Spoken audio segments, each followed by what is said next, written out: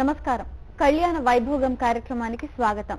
వివాహం అంటే స్వార్థ జీవితం కాదని, జీవితాన్ని ఆనందంగా గడపడమని మహర్షులు తెలియజేస్తారు.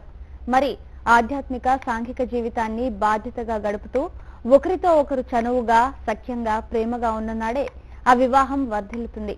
ఒకరినొకరు అర్థం చేసుకుని భార్యాభర్తలు ఇరువురు కూడా ఈ జీవితం మనది అనుకొని ముందుకు సాగినప్పుడు వారిరువురి జీవితం 3 పువ్వులు 6 కాయలుగా వర్ధిల్లుతుంది. వివాహం అంటే కేవలం భార్యాభర్తలు మాత్రమే కాదు, అత్తామామలు, ఆడపడుచులు, మరుదులు, అలాగే కుటుంబం మొత్తం కూడా మనది అని భావించడమే వివాహం.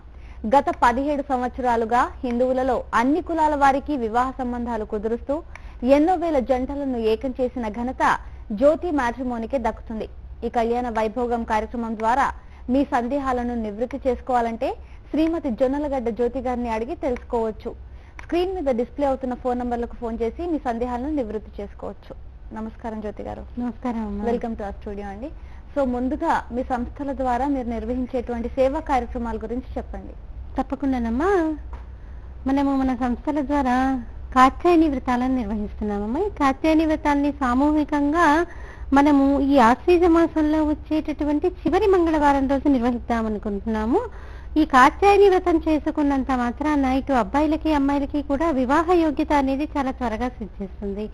వివాహం ఏ కారణం చేత ఆలస్యం అవుతున్నప్పటికీ కూడా ఈ కాత్యాయని వ్రతం చేసుకుంటే వివాహం త్వరగా అవుతుంది.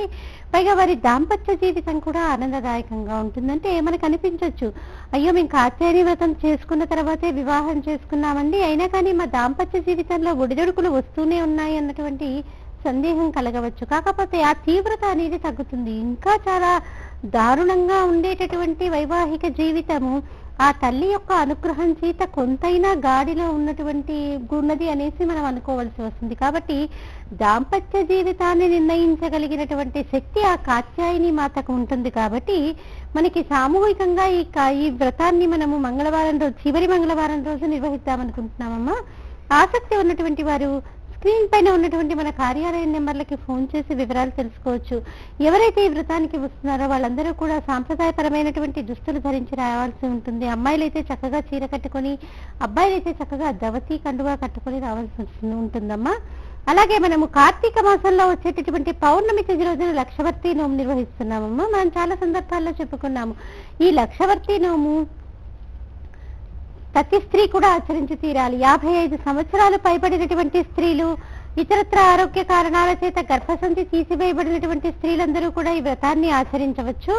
ముఖ్యంగా ఇది రజోదోషం పోగొట్టుకోవటానికి చేసుకునేటటువంటి వ్రతమే అయినప్పటికీ కూడా స్త్రీలు దైనందిక జీవితంలో చేసేటటువంటి అనేక తప్పులకు ఇది ప్రాయశ్చిత్తంగా చెప్పుకోవచ్చు. కాబట్టి దీనికి సంబంధించినటువంటి ప్రాయశ్చిత్తము స్త్రీలు చేసేటటువంటి తప్పులకు చేసేటటువంటి ప్రాయశ్చిత్తానికి సంబంధించినటువంటి వ్రతం కాబట్టి ప్రతి స్త్రీ కూడా ఆచరించాలి. భర్త లేనటువంటి వారు కూడా ఈ వ్రతాన్ని ఆచరించవచ్చండి. ఆసక్తి ఉన్నటువంటి వారు స్క్రీన్ పైన ఉన్నటువంటి మన కార్యాలయం నెంబర్లకి ఫోన్ చేసి వివరాలు తెలుసుకోవచ్చు. పైగా ఈ లక్షవర్తి నోము అనగానే ఏదో మేము మా కుటుంబం కలిసి చేసుకుంటాం అనుకోవడానికి వీల్లేదు. ఎంతో మంది సహాయ సహకారాలు ఉంటే కానీ ఈ మన లక్షవర్తి నోము మనం నిర్వహించలేము. ఇది చాలా వ్యయము ప్రయాసతో కూడుకున్నటువంటి వ్రతము. మా ఆడపడుచులందరి కోసము కూడా అతి తక్కువ వ్యయంతో ప్రయాసం అంతా మేము స్వీకరించి వారు ఏమీ కష్టపడకుండా అన్ని ఏర్పాట్లు మేమే అక్కడ అన్నవరంలో ఏర్పాటు చేస్తాము. పైగా మనం ఒక వ్రతం చేసుకుంటే మనం ఇంట్లో చేసుకున్నాం అనుకోండి, ఆ వ్రతాన్ని ఒక రకమైనటువంటి ఫలితం ఉంటుంది. ఒక దేవాలయంలో చేసుకుంటే ఒక రకమైనటువంటి ఫలితం ఉంటుంది. ప్రసిద్ధ పుణ్యక్షేత్రంలో చేసుకుంటే ఆ ఫలితాన్ని మనం అసలు వర్ణించగలవి కాదు. కాబట్టి ఆసక్తి ఉన్నటువంటి వారు స్క్రీన్ పైన ఉన్నటువంటి మన కార్యాలయం నెంబర్లకు ఫోన్ చేసి వివరాలు తెలుసుకోవచ్చమ్మా లక్షవర్తి నోము గురించి కూడా. అలాగే భార్యాభర్తల మధ్య అవగాహన లోపంతో, అంటే కొత్తగా వివాహమైనటువంటి వారికి, కొత్తగా వివాహమైన అవనియండి లేకపోతే 15 సంవత్సరాల తర్వాత కూడా డైవోర్స్ తీసుకుంటున్నటువంటి వాళ్ళని మనం చాలా మందిని చూస్తున్నాము. కాబట్టి భార్యాభర్తల మధ్య అవగాహన లోపంతో ఇద్దరు కూడా తరచు కీచులాడుకుంటూ మనశ్శాంతి లేకుండా ఉన్నటువంటి దంపతులకేంటి, వారి దాంపత్య జీవితాన్ని మనం ఏ రకంగా ఆనందదాయకంగా మార్చుకోగలము అన్నటువంటి విషయం పైన మనం కౌన్సిలింగ్ అందజేస్తాము. ఎవరికైతే ఆ భార్యాభర్తల మధ్య అవగాహన లోపం ఉంటే కనుక వారు కౌన్సిలింగ్ కోసం స్క్రీన్ పైన ఉన్నటువంటి మన కార్యాలయం నెంబర్లకి ఫోన్ చేయొచ్చు. అలాగే అభ్యంతరం లేదు అనుకుంటే మనల్ని లైవ్ లో కూడా సంప్రదించవచ్చు. వారి వారి వ్యక్తిగతమైనటువంటి అభిప్రాయం అనమాట. లైవ్ లోను సంప్రదించవచ్చు, లేకపోతే వాళ్ళు మనకి స్క్రీన్ పైన ఉన్నటువంటి నెంబర్లకు ఫోన్ చేసి మనల్ని కన్సల్ట్ చేయొచ్చు.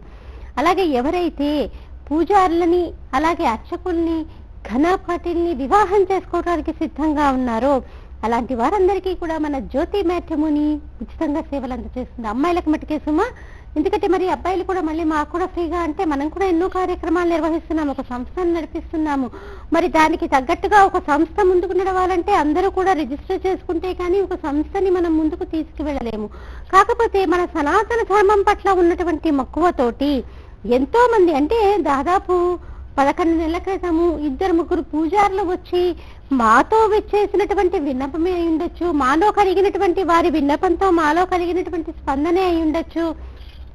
ఎలాగైనా కానీ మనం అర్చకులకి పురోహితులకి వివాహం చేయాలని ఒక కృత నిశ్చయమై ఉండి ప్రతి ఒక్కరికి కూడా, అంటే దీన్ని సోషల్ మీడియా అయినటువంటి ఫేస్బుక్ లో ఎవరైతే అర్చకుల్ని పురోహితుల్ని వివాహం చేసుకోవడానికి సిద్ధంగా ఉన్నారో అలాంటి వారందరికీ కూడా మనం ఉచితంగా సేవలు అందజేస్తామని, అసలు అర్చకుల్ని చేసుకోవటం వల్ల కలిగేటటువంటి లాభాలు, ఉదాహరణకు చూడండి, ఒక సాఫ్ట్వేర్ ఉద్యోగం అనుకోండి, వారికి ఒక టైం అంటూ ఉండదు. ఉదయం ఎప్పుడో వెళ్ళిపోతారు, రాత్రికి ఎప్పుడో వస్తారు. ఎందుకంటే మరి అన్ని వేల జీతాలు ఇస్తున్నప్పుడు ఊరికే అయితే ఏ పని చేయించుకోకుండా ఒక కంపెనీ పంపించదు కదా.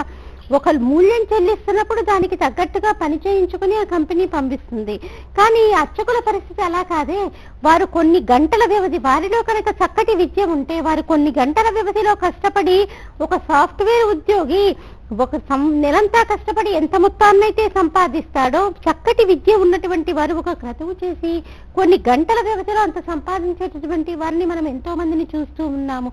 ఇది గమనించాలి. సంపాదన ముఖ్యమని కాదు ఇక్కడ. పైగా ఏంటి, పూజారులకి అర్చకులకి ఘనపాటిలకి భార్యాస్థానం యొక్క విలువ తెలిసి ఉంటుంది.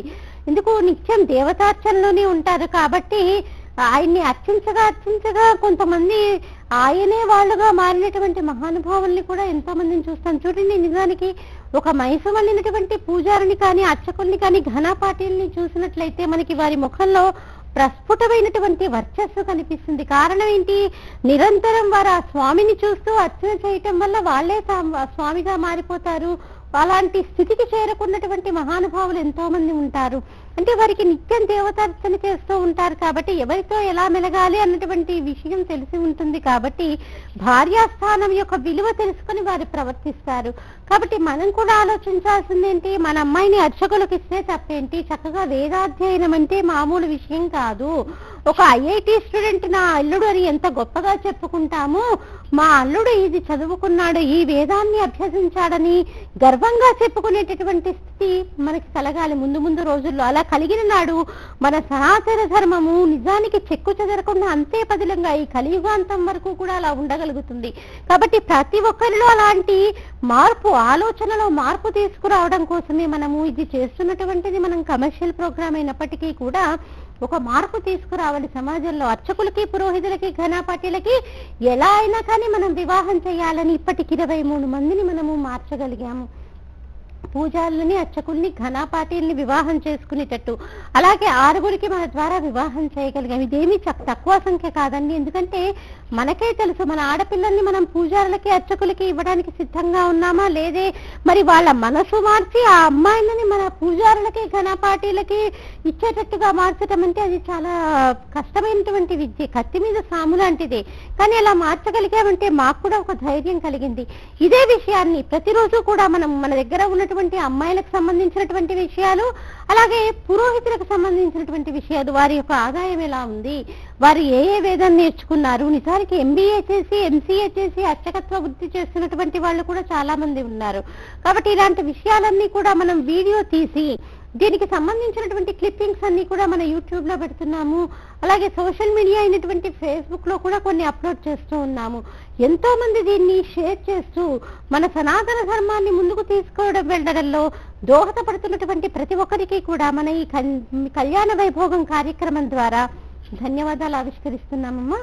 కాబట్టి ఎవరైతే అంటే అర్చకుల్ని పురోహితుల్ని చేసుకోవటానికి ప్రతి ఒక్కరు ముందుకు రావాలని విజ్ఞప్తి చేస్తూ ఈ కార్యక్రమంలో ప్రతి ఒక్కరి సహాయ సహకారాలు మాకు అందజేస్తారని కోరుకుంటున్నాం. ఓకే అండి. అలాగే మీ సంస్థలో ఉన్నటువంటి ప్యాకేజెస్ గురించి చెప్పండి. తప్పకుండానమ్మా, మన జ్యోతి మ్యాట్రిమోని అయి ఉండొచ్చు, హిందూ వెడ్లాక్ అయి ఉండొచ్చు. మన దగ్గర అనేక రకాలైనటువంటి ప్యాకేజెస్ ఉన్నాయి. 3 నెలలకు సంబంధించి ఒక రకమైనటువంటి ప్యాకేజ్, 6 నెలలకు సంబంధించి ఒక రకమైనటువంటి ప్యాకేజ్, సంవత్సర కాలానికి సంబంధించి ఒక రకమైనటువంటి ప్యాకేజ్. వీటితో పాటుగా ఇన్స్టెంట్ మ్యారేజెస్ అని మొన్నట్లో మనకి మూడాలు అయిపోయాయి, మంచి రోజులు మొదలయ్యాయి, ఈ రోజు నుంచి చక్కటి ముహూర్తాలు ఉన్నాయి. కాబట్టి ఎంతో మంది ఈ ముహూర్తాల కాలంలో నిశ్చయితాంబూలాలు తీసుకుంటున్నటువంటి వారు ఉన్నారు. మన ద్వారా కుదిరినటువంటి వారు ఇన్స్టెంట్ మ్యారేజెస్ కోసమని కట్టి, అలాగే వివాహాలు ఉన్నటువంటి వారు ఉన్నారు. ఇన్స్టెంట్ మ్యారేజెస్ అంటే ఏంటి? అటుపక్క ఇటుపక్క మేమే మాట్లాడుతూ, ఇటు అబ్బాయి తరఫున అమ్మాయి తరఫున మేమే మాట్లాడుతూ అతి శీఘ్రగతిన వారికి వివాహం కుదిరేటట్టు చూస్తాం. ఇది ఇన్స్టెంట్ మ్యారేజెస్ అన్నమాట. ఇవి ముహూర్తాల సమయం కాబట్టి ప్రతి ఒక్కరూ కూడా దీనికే మక్కువ చూపిస్తూ ఉంటారు. దీనికంటే కూడా కొంత అడ్వాన్స్డ్ స్టేజ్ ని మనం ప్రీమియం మెంబర్షిప్ గా చెప్పుకోవచ్చు. ఈ ఇన్స్టెంట్ మ్యారేజెస్ కి సంబంధించినటువంటి వివరాలు ఇంకా ఏమైనా కావాలి అంటే కనుక స్క్రీన్ పైన ఉన్నటువంటి మన కార్యాలయ నెంబర్లకు ఫోన్ చేసి వారి వివరాలు తెలుసుకోవచ్చు. ఓకే అండి. సో ఇది మధ్య చూసినట్టయితే సుప్రీంకోర్టు ఒక సంచలన తీర్పునిచ్చిందండి. ఒకవేళ భార్య తన అత్తమామల్ని చూసుకోవడానికి నిరాకరించినట్లయితే భర్త తనని డివోర్స్ ఇవ్వచ్చు అని చెప్పేసి, దీని గురించి మీరేమంటారు? నిజానికి సుప్రీంకోర్టు తీర్పుని మనం అభినందించాలమ్మా. ఎందుకంటే అంతటి అత్యున్నత న్యాయస్థానం కూడా ఏంటి, కుటుంబ విలువల పట్ల ఆసక్తి చూపిస్తుంది. అంటే కుటుంబ వ్యవస్థ పతనమైపోతోంది అన్నటువంటి విషయాన్ని వారు ఇప్పటికి గ్రహించారు. అయ్యో రాను రాను కుటుంబాలు విచ్ఛిన్నమైపోతున్నాయి, ఉమ్మడి కుటుంబాలన్నీ కూడా విచ్ఛిన్నమైపోయి ఎవరికి వారుగా యమునా తీరుగా మిగిలిపోతున్నారు అన్నటువంటి విషయాన్ని ఇప్పటికి మన అత్యున్నత న్యాయస్థానం గుర్తించడం చాలా మంచి విషయంగానే మనం చెప్పుకోవచ్చు. ఎందుకంటే అక్కడ ఉన్నటువంటి మేధావులందరూ కూడా అయ్యో మన కుటుంబ వ్యవస్థని కాపాడుకోవాలి, ప్రపంచ దేశాలన్నీ కూడా చేతులెత్తి నమస్కరించేది ఎందుకు మన భారతదేశానికి, మన దగ్గర ఉన్నటువంటి కుటుంబ వ్యవస్థను చూసి, మన దగ్గర ఉన్నటువంటి బంధుత్వాలను చూసి, మన దగ్గర ఉండేటటువంటి బాంధవ్యాలను చూసి ప్రపంచ దేశాలన్నీ కూడా మన దేశానికి చేతులెత్తి నమస్కరిస్తున్నాయి. మరి అలాంటప్పుడు మనం మన కుటుంబ వ్యవస్థని పాడు చేసుకుంటున్నామా లేదా? అవునండి, అలా పాడు చేసుకుంటున్నాం. కాబట్టి ఈ కుటుంబ వ్యవస్థని వాళ్ళు కూడా నిలబెట్టాలన్నటువంటి తాపత్రయంతో అత్తమామల్ని ఏ స్త్రీ అయితే వివాహం అంటే అత్తమామల్ని ఏ స్త్రీ అయితే చూడట్లేదో వారికి తప్పకుండా విడాకులు ఇవ్వాలి అనేసి సుప్రీంకోర్టు తీర్పు ఇచ్చింది. ఇది ఇంతవరకు బానే ఉంది. కాకపోతే ఒక రకంగా నాకేమనిపిస్తుందంటే రాను రాను పాశ్చాత్య సంస్కృతిని మనం దిగుమతి చేసుకుంటున్నాం. ఎవరైనా చూడండి, వస్త్రధారణలో అయి ఉండొచ్చు, మనము జుట్టుని అలంకరించుకోవటంలో అయి ఉండొచ్చు, ప్రతిదీ కూడా మన దేశ సంస్కృతి మనకు అక్కర్లేదు. ఎక్కడో ఉన్నటువంటి విదేశీ సంస్కృతి మనకు కావాలది బాగా నచ్చుతుంది కూడా, మన కంటికి ఇంపుగా ఉంటుంది, దాన్నే మనం అనుసరిస్తూ ఉంటాము. దాన్ని అనుసరించినటువంటి వాళ్ళని వీళ్ళకి పిచ్చివాళ్ళు, వీళ్ళు ఏం తెలుసు, వీళ్ళంతా కూడా పాత చింతకాయ పచ్చడి, వీళ్ళకి ఏం తెలుసు అంటూ వాళ్ళని కొట్టిపారేస్తూ మాట్లాడుతాం. అంటే విదేశీ సంస్కృతి పట్ల మనకి అంతటి మక్కువ. పోనీ అందులో ఉన్నటువంటి మంచి విషయాలని మనం నేర్చుకుంటామా? అలాంటివి నేర్చుకో. మన సంస్కృతిని పాతాళానికి నెట్టేసేటటువంటి విషయాలైతే మనం బాగా ఉపోసన పట్టి ఏం చేస్తాం, వాటిని జీర్ణించుకోవాలని చూస్తూ ఉంటాం. నిజానికి అలాంటి వాటిల్లోనే ఒకటి విడాకులు. మరి ఒక రకంగా సుప్రీంకోర్టు తీర్పు ఇచ్చిన తర్వాత సామాన్యంగా ఏంటి విడాకులు అనేది అసలు మనకి ఎన్నో సందర్భాల్లో మనం ఈ విషయం చర్చించుకున్నాం. మనం వివాహం అంటేనే ఏంటి, అసలు ప్రాయశ్చిత్తం అంటూ లేని ఒక వివాహకాండకే. ఎందుకంటే అయ్యో నేను ఈ తప్పు చేసేసాను, ఇక మళ్ళీ దీనికి ప్రాయశ్చిత్తంగా ఇది చేసుకుంటాను అని ఏ తప్పుకైనా ఉందేమో, బ్రహ్మహత్య మహాపాతకానికైనా ప్రాయశ్చిత్తం ఉందేమో. అయ్యో నేను ఇంతటి తప్పు చేశాను, నేను దీనికి ప్రాయశ్చిత్తంగా ఇచ్చేసుకుంటాను అని. కానీ వివాహానికి అసలు ప్రాయశ్చిత్తం లేదు. మన శాస్త్ర ప్రకారం, మన సంస్కృతి ప్రకారం ఒకసారి వివాహం చేసుకున్నాక కలో గంజో జీవితాంతం కలిసి బతకాల్సిందే. కానీ మనం ఏం చేశాం ఈ మధ్య కాలంలో, విదేశీ సంస్కృతిని బాగా ఆకలింపు చేసేసుకొని ఏం చేసుకున్నాం, ప్రతి చిన్న విషయానికి నాకు అబ్బాయికే పడట్లేదు కాబట్టి విడాకులు, అబ్బాయి వాళ్ళ అమ్మ మాట వింటాడు కాబట్టి నాకు అక్కర్లేదు, అమ్మ మాట వినేవాడు నాకు భర్తగా ఏంటి అంటూ విడాకులు తీసుకోవటం. లేకపోతే అతను ఉద్యోగానికి వెళ్ళడనో, లేకపోతే తాను ఎక్కువగా అబ్బాయి కంటే సంపాదిస్తుందనో విడాకులు. మరి అబ్బాయిలకు కూడా అది కూడా ఒక ఫ్యాషన్ అయిపోయింది. అంటే నాగరికతలో విడాకులు అన్నది కూడా ఒక భాగమైపోయింది నేటి కాలంలో. మేము 18 సంవత్సరాల నుంచి ఈ వివాహ వ్యవస్థను నడిపిస్తున్నాం. ఇది నడిపించేటప్పుడు మొదట్లో ఒక ఫైల్ ఉంటేనే మాకు చాలా బాధగా ఉండేది. ఒక ఫైల్లో ఆ ఫోల్డర్ లో ఎన్ని 18 ప్రొఫైల్స్ పెట్టచ్చు. అలాంటిది 18 నుంచి 50 వరకు పెట్టచ్చు. అలాంటిది ఒక ఫైల్ ఉంటేనే ఎంతో బాధపడే వాళ్ళం, అయ్యో విడాకుల శాతం పెరిగిపోతుందని. కానీ రాను రాను ఈ 18 సంవత్సరాల్లో ఫైల్స్ సంఖ్య పెరిగిపోతూ వస్తుంది. అంటే విడాకుల శాతం అనేది పెరిగిపోతోంది. కానీ ఈ సుప్రీంకోర్టు ఇచ్చినటువంటి ఈ సంచలనాత్మకమైనటువంటి తీర్పు వల్ల ఏం జరుగుతుంది? విడాకులు అన్నది మనం యువత చేతికి ఇచ్చినట్లే కదా. విడాకులు అనేటటువంటి కళ్యాణ్ని మనం పూర్తిగా యువతకి హస్తగతం చేసినట్లే. ఏ కారణం ఏదైనా ఉండొచ్చు, ప్రతివాడు కూడా ఏం చేస్తాడు, భార్య ఏ కారణం చేత నచ్చకపోయినా కానీ, పరస్త్రీ వ్యామోహం ఉన్నా కానీ, లేకపోతే ఇతరత్ర కారణాలు ఏవైనా అయి ఉండొచ్చు, ఏ కారణం ఉన్నప్పటికీ కూడా నా తల్లి తండ్రిని చూడట్లేదు అనేసి ఒక పిటిషన్ వేశాడు అనుకోండి, నేను విడాకులు తీసుకుంటాను అనే అబ్బాయి, మరి సుప్రీంకోర్టే అలా ఆర్డర్ ఇచ్చినప్పుడు వాళ్ళకి విడాకులు చాలా తొందరగా మంజూరైపోతాయి. అంటే ఒక రకంగా మనము మెచ్చుకుంటూనే సుప్రీంకోర్టు ఇచ్చినటువంటి తీర్పుని దానిలో మార్చుకోవలసినటువంటి విషయాలని కూడా మనము నేర్చుకోవాలి. ఎందుకంటే సుప్రీంకోర్టు అంటే సామాన్యం కాదు, మన మీద ఒక వివాహ వ్యవస్థను నడిపిస్తున్నాం కాబట్టి దీనికి సంబంధించినటువంటివి కొంత అవగాహన ఉండి మనం మాట్లాడుతున్నామే కానీ అంతటి అత్యున్నత న్యాయస్థానమే అలాంటి తీర్పు ఇచ్చింది కాబట్టి కొంత దాని గురించి ఆలోచిస్తూనే కుటుంబ వ్యవస్థని వాళ్ళు నిలబెట్టడంలో చేస్తున్నటువంటి ప్రయత్నాన్ని సమర్థిస్తూనే మరి విడాకులు అనేటటువంటి కళ్యాణ్ని యువత చేతికి ఇవ్వటం ఎంతవరకు సబబు ఒకసారి ఆలోచించండి.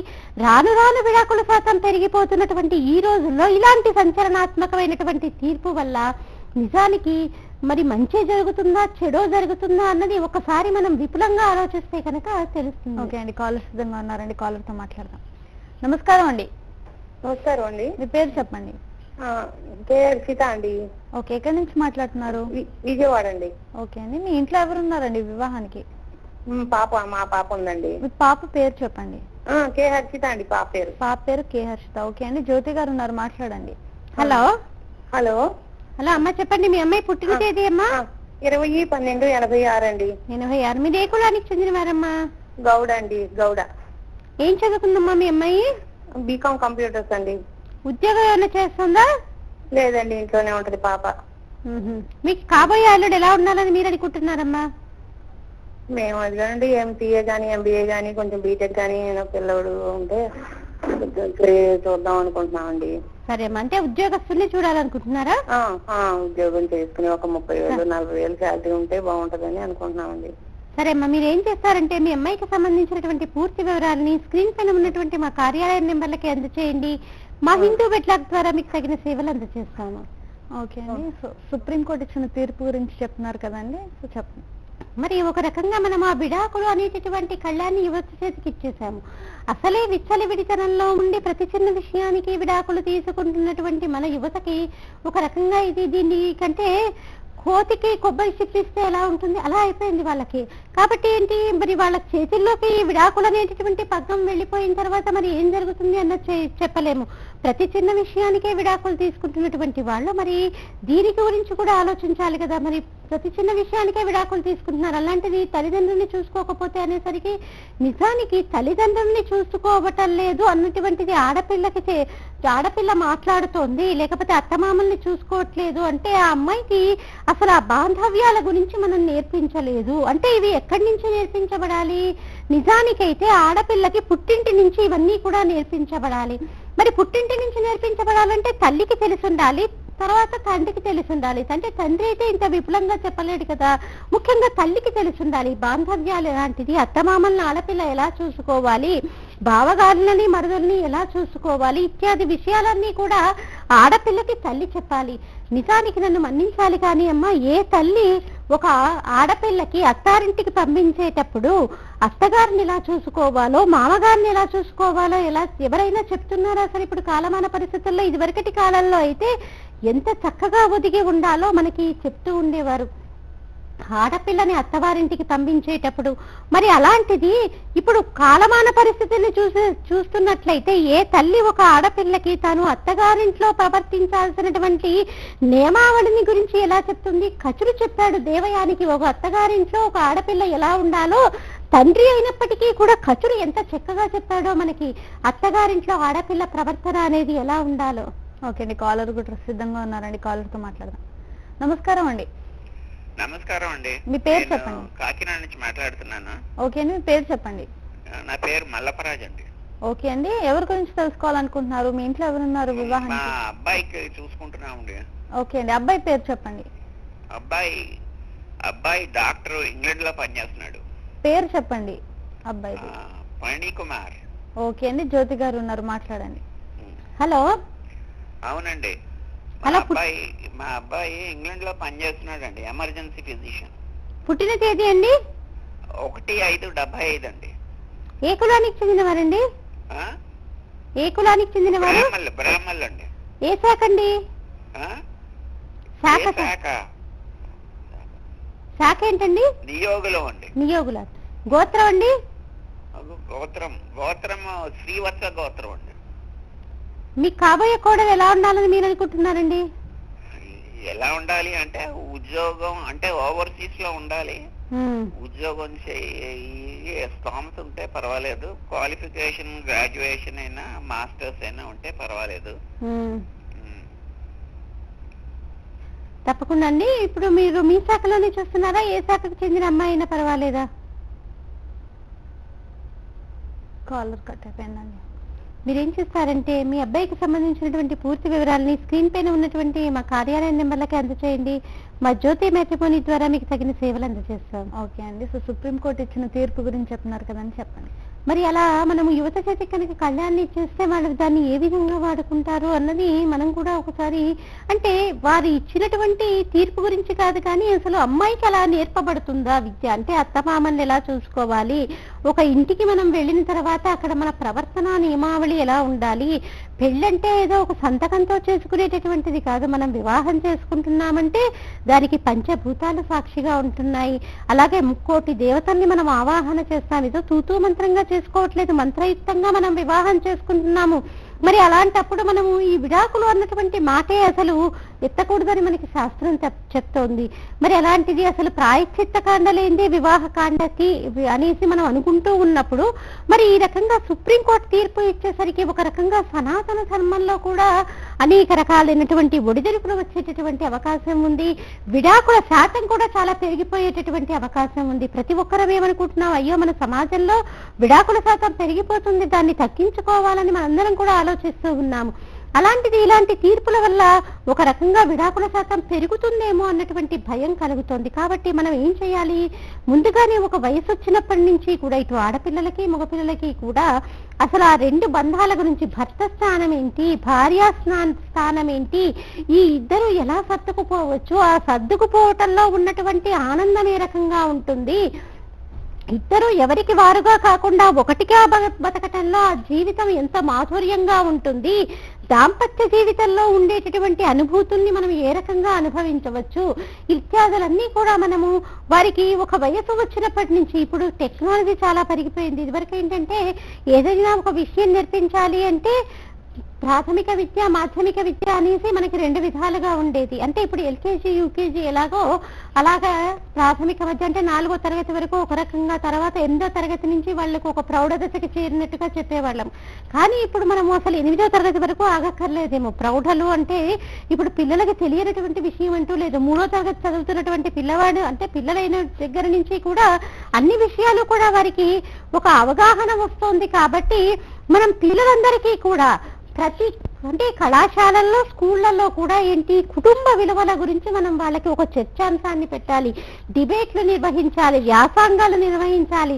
ఇలా చేసినట్టయితే ఏంటి, పిల్లల్లో కూడా కుటుంబ విలువల పట్ల అవగాహన పెరుగుతుంది. ఒక తండ్రి స్థానం ఇలాంటిది, తల్లి స్థానం ఇలాంటిది, వివాహానంతరం భార్య స్థానం ఇలాంటిది, భర్త స్థానం ఇలాంటిది అన్నటువంటి విషయము వారిలో కూడా ఒక అవగాహన కలిగేటటువంటి అవకాశం ఉంది. ఓకే అండి, కాలర్ సిద్ధంగా ఉన్నారండి, కాలర్ తో మాట్లాడదాం. నమస్కారం అండి. హలో, నమస్కారం అండి. మీ పేరు చెప్పండి. నా పేరు ప్రణవ్ అండి. ఎక్కడి నుంచి మాట్లాడుతున్నారు? ఇక్కడ సంగారెడ్డి.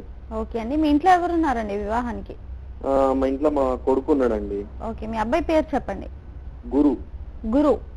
అవునండి. ఓకే అండి, జ్యోతి గారు ఉన్నారు, మాట్లాడండి. ప్రణవ్ గారు. హలో. హలో, నమస్కారం అండి. నమస్కారం అండి. మీ అబ్బాయి పుట్టిన తేదీ అండి? 21 జూన్ 1993 అండి. మీరు ఏ కులానికి చెందిన వారండి? బ్రాహ్మణులం అండి. ఏ శాఖమ్మా? కర్ణ అండి. గోత్రం అండి? విశ్వామిత్ర గోత్రం అండి. మీ అబ్బాయి ఏం చదువుకున్నారు? బీటెక్ చదివాడండి, ఇప్పుడు జాబ్ చేస్తున్నాడు. ఎంత ఆదాయం ఉంటుందండి అబ్బాయికి? నెలకి ఒక 25,000 26,000 అట్లా వస్తుందండి ఇప్పుడు. మీకు కాబోయే కోడలు ఎలా ఉండాలని మీరు అనుకుంటున్నారండి? అంటే ఎవరైనా సరే అండి లక్షణంగా ఉండాలి, గుణవత్త అయ్యి ఉండాలండి. మా అమ్మ మా వాళ్ళని అందరినీ ఫ్యామిలీ వాళ్ళందరినీ కలుపుగోలుతనంతో మంచి కూర్చొని మంచిగా ఉండాలండి. ఓకే అమ్మా, మీరు ఏం చేస్తారంటే మీ అబ్బాయికి సంబంధించినటువంటి పూర్తి వివరాలని స్క్రీన్ పైన ఉన్నటువంటి మా కార్యాలయం నెంబర్లకి తెలియచేయండి. తప్పకుండా మా సంస్థ నుంచి మీకు తగిన సేవలు అందజేస్తాము. ఓకే అండి. సో సుప్రీంకోర్టు ఇచ్చిన తీర్పు గురించి చెప్తున్నారు కదండి, సో అదే చెప్తాను. కాబట్టి ఏంటంటే మనం పిల్లలకి ప్రాథమిక స్థాయి నుంచి అంటే దాదాపు 3-4 తరగతుల నుంచే మనం కుటుంబ వ్యవస్థల పట్ల ఆ విలువల పట్ల ఒక అవగాహన కల్పించినట్లయితే ఈ విడాకుల శాతం తగ్గించుకునే అవకాశం ఉంది. అలాగే ఆడపిల్ల కూడా నేను నా అత్తమామల్ని చూడను, నేను వేరు కాపురం పెడతాను, నేను ఇప్పుడు ఎప్పుడైనా కూడా చూడండి వివాహమైంది అనగానే వెంటనే అమ్మాయిని ఆలోచించేది ఏంటి, అత్తమామలతో కలిసి ఉంటామా లేదా, అత్తమామలతో కలిసి ఉన్నామంటే అదో పెద్ద జంజాటం కిందే ఆలోచిస్తూ ఉంటారు. వాళ్ళు ఇచ్చేటటువంటి డబ్బు కావాలి, వాళ్ళు ఇచ్చేటటువంటి పరపతి కావాలి, అన్నీ కావాలి, కానీ వాళ్ళతో మటుకు ఉండకూడదు. ఎందుకు, వాళ్ళు ఏదో ఎంజాయ్ చేయాలనుకుంటారు. మేము విడిగా ఇండివిజువల్ గా ఉంటేనే మేము ఎంజాయ్ చేస్తాము అని అనుకుంటున్నారే కానీ అది ఎంత భద్రతతో కూడుకున్నటువంటి జీవితమో ఆలోచించట్లేదు. అంటే అందులో కూడా కొన్ని సాధక బాధకాలు ఉండి ఉండవచ్చు, కానీ ఒకసారి వివాహమైన తర్వాత ఆ సాధక బాధకాలని కనుక మనం కొన్ని రోజుల పాటు అనుభవిస్తే తప్పకుండా జీవితం అంతా కూడా ఆనందదాయకంగా ఉంటుంది. ఆ విషయాన్ని మనము యువతకి తెలియచేయాలంటే ముఖ్యంగా అమ్మాయిలకి. ఎందుకు, మనకి సుప్రీంకోర్టు ఏమని తీర్పిచ్చింది, ఎవరైతే అబ్బాయి తల్లిదండ్రుల్ని చూసుకోరో వాళ్ళకి విడాకులు ఇవ్వచ్చు అని సుప్రీంకోర్టు తీర్పిస్తుంది. అంటే మనం ఇక్కడ నేర్పించాల్సింది ఏంటి, ఆడపిల్లలకే నేర్పించాలి. అంటే న్యాయస్థానం ఇదివరకు మొన్నటి వరకు ఆలోచించండి, ప్రతి విషయంలో కూడా ఆడవాళ్లకే ప్రాధాన్యత ఇచ్చేది. ఏ చిన్న తప్పు జరిగినా మగవారిని శిక్షిస్తూ ఆడవారికి ప్రాధాన్యత ఇచ్చేది. అంటే రాను మనలో వస్తున్నటువంటి మార్పు, అంటే ఆలోచన విధానంలో అయి ఉండొచ్చు, ఇంకే విధానంలో అయి ఉండొచ్చు, వచ్చినటువంటి మార్పుకు అనుగుణంగానే సుప్రీంకోర్టు స్పందించిందేమో అనిపిస్తోందండి. ఎందుకంటే ఇప్పటి వరకు ఇవ్వనటువంటి తీర్పు ఇప్పుడే వాళ్ళు ఎందుకు ఇచ్చారు అంటే ఆడవారి యొక్క మన ప్రవృత్తిలో మార్పు వచ్చింది, వారి యొక్క ప్రవర్తనలో మార్పు వచ్చింది, అందుకని తప్పకుండా మేము స్పందించాలి, మేము స్పందిస్తే తప్పితే ఇక మొత్తం కూడా అంటే వారిలో మార్పు రాదు, ఆలోచన విధానంలో మేము స్పందించడం వల్ల సమాజంలో తప్పకుండా మార్పు వస్తుంది అని వారు అలాంటి తీర్పు ఇచ్చి ఉంటారు. ఓకే అండి, కాలర్ సిద్ధంగా ఉన్నారండి, కాలర్తో మాట్లాడదాం. నమస్కారం అండి. నమస్కారం అండి, మీ పేరు చెప్పండి. నా పేరు రజనీకాంత్ అండి, కంచర్ల. ఓకే అండి, ఎక్కడి నుంచి మాట్లాడుతున్నారు? ఖమ్మం జిల్లా ఇల్లేనండి. ఓకే అండి, మీ ఇంట్లో ఎవరున్నారండి వివాహానికి? మా సిస్టర్ ఉంది, నేనున్నానండి. ఓకే అండి, సో మీ సిస్టర్ పేరు చెప్పండి. రమాదేవి అండి. రమాదేవి. ఓకే అండి, ఇద్దరు ఉన్నారా అండి వివాహానికి? అవునండి. ఓకే అండి, జ్యోతి గారు ఉన్నారు, మాట్లాడండి. హలో, చెప్పండి మేడం. చెప్పండి అమ్మా, మీ రమాదేవి పుట్టిన తేదీ ఏంటండి? ఆమెది ఐడియా లేదు మేడం, నాది ఐడియా ఉంది. వయసు చెప్పండి. నాది వచ్చేసి 29/1980 మేడం. మీ అక్కయ్య చెల్లెలా అండి అమ్మాయి? అక్కయ్య అండి, నాకన్నా పెద్ద. వయసు ఎంత ఉంటుంది సుమారు? 38 అనుకుంటుంది. మీరేం చదువుకున్నారండి? నేను 10th చదివాను మేడం. ఏ కులానికి చెందిన వారు? రజక కులం అండి. ఏదైనా ఉద్యోగం చేస్తున్నారా? అంటే ఒక షాప్ లో వర్క్ చేస్తున్నాండి. మీకు కాబోయే అమ్మాయి ఎలా ఉండాలని మీరు అనుకుంటున్నారు? మామూలుగా మధ్యతరగతి కుటుంబం, మాకు సరిపోయినట్టు ఉంటే ఓకే అండి. సరే అండి, మీ అక్కయ్యకి వచ్చే అబ్బాయి ఎలా ఉండాలనుకుంటున్నారు? వాళ్ళకంటే వాళ్ళ ఫ్యామిలీ ఒక విధంగా మంచి చూసుకున్నట్టు కావాలి, ఏ పని చేసుకున్నా ఓకే. సరే అమ్మా, మీరు ఏం చేస్తారంటే మీకు సంబంధించినటువంటి వివరాలు అలాగే మీ అక్కయ్య గారికి సంబంధించినటువంటి వివరాలు స్క్రీన్ పైన ఉన్నటువంటి మా కార్యాలయం నెంబర్లకి అందచేయండి. మా హిందూ వెడ్లాక్ తరఫున మీకు తగిన సేవలు అందజేస్తాం. ఓకే అండి, ధన్యవాదాలు జ్యోతి గారు, మీరు మా స్టూడియోకి వచ్చి మా ప్రేక్షకులకు మీ విలువైన సలహాలు సూచనలు అందించినందుకు ధన్యవాదాలండి. చూసారు కదండి, ఇది వాటి కళ్యాణ వైభోగం కార్యక్రమం. చూస్తూనే ఉండండి భారత్ టుడే. నమస్కారం.